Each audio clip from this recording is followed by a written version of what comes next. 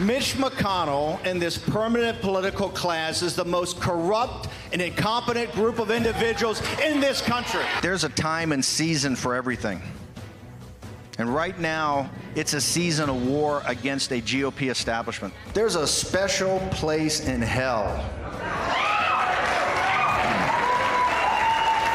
for Republicans who should know better. Roy Moore's stunning defeat in the Alabama Senate election may not have been enough to curb Steve Bannon's titanic political ambitions.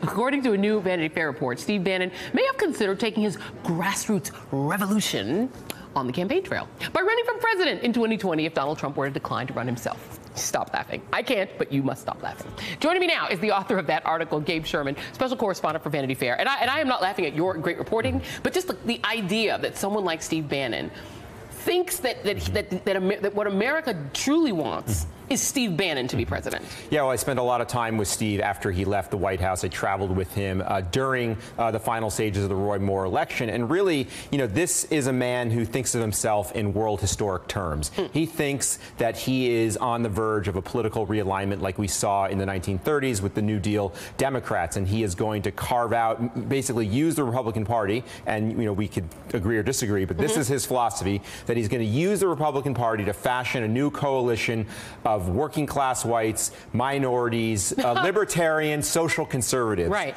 No, this makes me laugh because you're saying he thinks he's going to put minorities in a coalition with neo-Nazis. Why does he think that minorities would have anything to do with neo-Nazis and white supremacy? You know, and I challenged him on that. That, you know, basically the critique that Breitbart and his movement has been associated with white supremacists and white nationalists. And he says that, you know, these are people who have no political power. He has no use for them. It's the quote, and this is in Steve's words, the left media who shows up to cover their rallies to give them more of a platform. No, it's not their rallies. He hired them. He hired Milo Yiannopoulos, who wrote a piece that's still live on Breitbart.com that extols the virtue of the so-called alt-right and includes in it that it is about white supremacy. They've actually, they mouth it on Breitbart. They're very open about mocking minorities, mocking people of color. I mean, this is not something that people have made up. It's the people he's hired that are white nationalists. And I think that is ultimately a problem. We've seen the limitations of the movement. He talks in sort of rosy terms about wanting to invest in inner cities, but yes, he has not, to this date, been successful in attracting a more diverse coalition.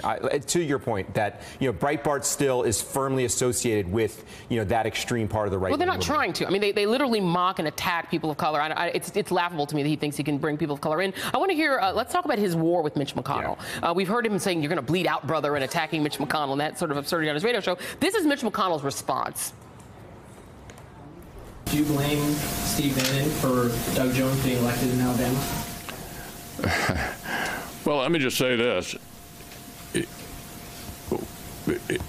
The political genius on display, throwing away a seat in the reddest state in America, is hard to ignore. Does Steve Bannon understand that that guy has 1,000 times more power than he does?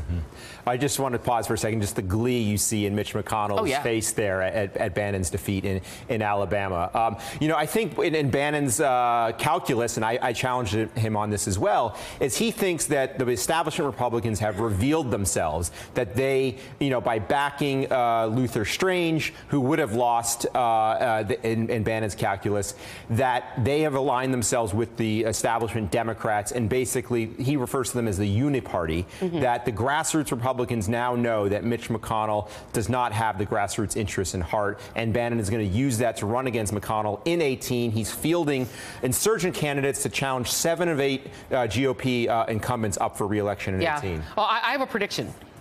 Whoever he puts up against Mitch McConnell will lose. I'm not a fan of Mitch McConnell, but Mitch McConnell is a good politician. He knows how to win. He's very savvy, and he knows the ways of Washington. He knows how to win, and he takes no prisoners. Look what he did with stealing that Supreme Court seat.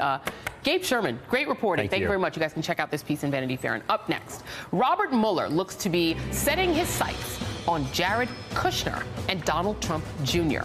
The fun never stops. Stay with us.